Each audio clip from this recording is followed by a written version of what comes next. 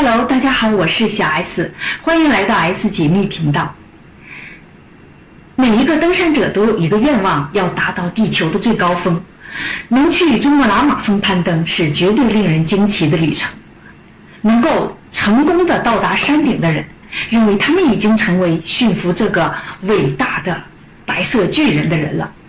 但是珠穆朗玛峰上的许多登山者都因雪崩、恶劣的气候上升了，在海拔7924平米以上死亡地带中，氧气含量仅下降到海平面的1/3，导致人体缓慢的关闭，气压如此之大，人的每个动作都是艰难的努力。在攀登珠峰中，很多人遇难，成了著名的路标。他们几十年来静静地躺在珠峰之上，见证越来越多的登山者。在节目开始之前，亲爱的观众朋友们，别忘了点击下面的订阅按钮，同时也别忘了打开小铃铛，这样我在 TV 更新时就会第一时间的通知你。今天我就讲讲珠峰上著名的睡美人路标。睡美人本名叫弗兰西斯，1958年生于美国洛杉矶檀香山。6岁时，这弗兰西斯就在父亲的影响下爱上了登山运动。1992年，弗兰西斯和同样喜欢登山运动的谢尔盖结了婚。婚后，夫妻2人开始向各大洲高山发起挑战。在全世界登山者眼中，其他山峰只是热身赛，最终目标都是要登珠穆朗玛峰。弗兰西斯夫妻也不例外。1998年，40岁的夫妻2人准备去挑战世界第1峰。弗兰西斯和谢尔盖完成了攀登珠峰前的基本准备。5月，他们开始出发了。弗兰西斯十分的高兴，他们告别10岁的儿子，并答应他给他带一块珠峰上的石头。虽然儿子不懂珠峰的概念，但他听有礼物，也非常的开心。弗兰西斯突发奇想，竟然想要给40岁的自己一个巅峰挑战。他决定不带氧气装备登山，如果成功的登顶，她将成为世界上第1个不带辅助氧气瓶登顶的女性，这将是世界壮举。在本就危险重重的珠峰上还放弃使用氧气瓶，这样的做法在常识里是根本不可能的，也因此他们在这次挑战面前风险是空前的。但是有时候险境不但不会使得人们胆怯退缩，反而还会激起人类的斗志。而弗兰西斯与丈夫在经过了严格的训练之后，也坚信自己可以做得到。2人开始向珠峰冲刺。弗兰西斯渴望成为首个不带氧气登顶珠峰的美国女人，然而她还是低估了珠峰的风险。要知道，珠峰气候十分的恶劣，峰顶空气稀薄，含氧量只有东部平原的1/4，还经常刮大风，12级以上的大风也不少见。在这种环境下，不带氧气瓶上山，无疑是走刀山。1995年的5月，弗兰西斯和谢尔盖抵达了珠峰大本营。5月17日，2人爬到珠峰7700米处。5月19日，2人攀登到珠峰的8200米处。在调整了2天后，这弗兰西斯和谢尔盖再度向珠峰冲刺。在攀登时，弗兰西斯时时刻刻都在调节自己的呼吸。进入8000米之后，他感觉自己的肺部如同被人握住了一样，但他还是坚持着登上了峰顶。弗兰西斯站在峰顶的那一刻，没有欢呼，只有呼吸，只是感觉呼吸更加困难了。弗兰西斯匆匆忙忙地在峰顶拍了一张照片后就下山了。人们常说上山容易下山难，弗兰西斯正是下山的途中遭到了事故。珠穆朗玛峰海拔8000多米，空气中的含氧量远远低于平地的含氧量，氧气储备量不够。弗兰西斯的身体在下山的过程中出现了不适，珠峰的含氧量本来就低，只可以勉强的维持呼吸。如果遇到大风，空气被搅动，那么人可吸入的氧气量就更少。不幸的是，弗莱西斯一行人下山的途中遭到了暴风，暴风大肆地搅动着空气，弗莱西斯呼吸越来越困难，他感到手脚无力，行动困难。在行动了400多米后，弗莱西斯彻底失去了行动能力，在8000多米的地方停下了脚步。他身体也开始到了极限，他眼前一黑，昏倒在地。在迷迷糊糊的当中，他还有一些意识。在珠峰上，一旦你停下来，再想爬起来就很困难了。如果能够好好休整一番再行动，这弗莱西斯是有可能顺利下山的。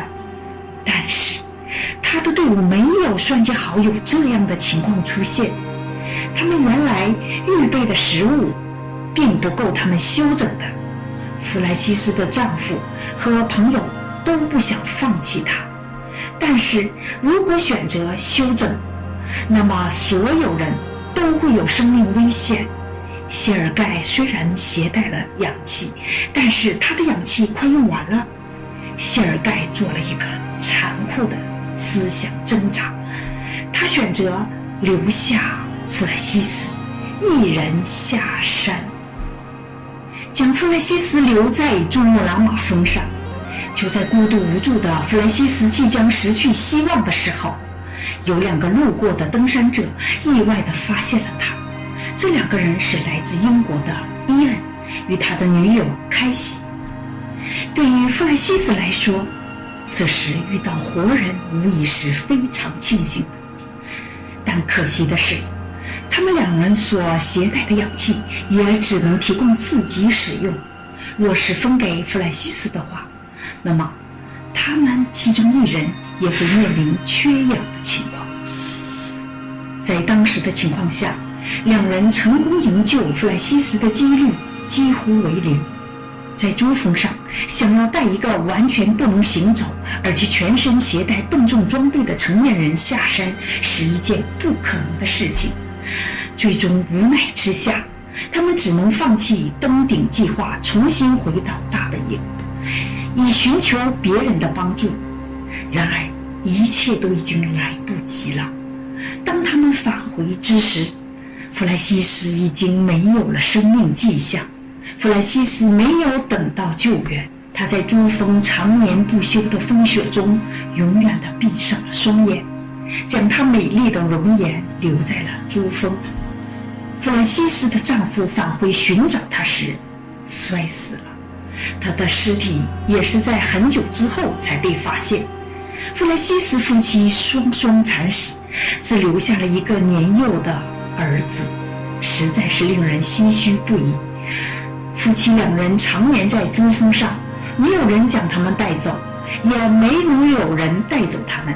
弗莱西斯成了珠峰上著名的睡美人路标。2007年，弗莱西斯遇难9年后，当初没能成功营救弗莱西斯的那2位年轻人再次挑战自我，攀登珠穆朗玛峰。这一次，他们准备了充足的设备和食物，制定了完整的计划。他们顺利地完成了攀登珠峰的计划，也在回来的路上找到了弗莱西斯的尸体。他们把尸体从厚厚的积雪之中抬出来，将它停放在了一处山坡。要为睡美人盖一个简单的坟墓，是多么困难的一件事啊！最后，他们为弗莱西斯举行了一个简单的仪式。他们将弗莱西斯的遗体垂吊到主道路附近的缓坡上，那里是许多登峰遇难者最终的集体埋尸处。那里并不在来回的主线道的主客视线范围内。他们给弗莱西斯的遗体盖上了一面美国国旗，留下了一只玩具泰迪与一封信。这封信是弗莱西斯已经19岁儿子保罗写的。他为9年不见的母亲留下了思念的话语。2位年轻男女为睡美人盖上了迟来的睡被，希望她在留名青史的高峰上永远的安眠。和开西2人在弗兰西斯仅有一面之缘，他们的大爱之举确实值得人们的敬佩。弗兰西斯的容颜定格在了他离去的那一刻，但他不像是死去了，更像是永远的沉睡下去了，像一位现代版的睡美人。弗兰西斯成了珠穆朗玛峰上的睡美人，无数攀登者来瞻仰她的容貌。睡美人也在珠峰的攀登者中广为流传。除了睡美人，许多人也叫弗兰西斯指路人。他沉睡的地方已经成为攀登者们的目标。很多人都讲，弗兰西斯的丈夫和朋友果断地抛弃了她，才能获得生的希望。但是实际上，她的丈夫和朋友丢下她离开，也是一种无奈之举。没有充足的食物和可用的设备，他们只能够将她留在珠峰。如果带着她强行离开，在下山的路上极有可能会遇到更多的危险，增加下山的难度。如果选择留在原地休整，那么可能一行人都会因为食物不够和恶劣环境交代在珠峰。很多人可能会疑问了，为啥弗兰西斯沉尸珠峰山腰20多年期间，也有数千人经过看到，而且弗兰西斯作为遇难者也是有名有姓的，为何没人敢动他呢？他的家属或是美国为什么不来收尸呢？其实不是不想做，而是办不到。珠峰上300多具尸体，大多都没有被收回，这是因为依靠现在的装备技术，还很难在那么高的海拔上把人抬下来。即使能做到，也耗资不菲，不是一般家庭能承受的。登山者攀登珠峰，在氧气充足的情况下，能保证自身安全就实属不易了，更不可能仅靠人力就将遗体搬运下来。所以像弗兰西斯这样的珠峰遇难者，即使有名有姓，也只能永远地留在珠峰之上。或许某天人类的医学科技发展到高级阶段，这些珠峰上的睡美人等遗体能重新焕发生命，也未可知。各位观众朋友们，你们是否赞同我的观点呢？欢迎留言讨论。节目最后，亲爱的观众朋友们，别忘了订阅解密频道，同时别忘了打开小铃铛。感谢收看，下期见，拜拜。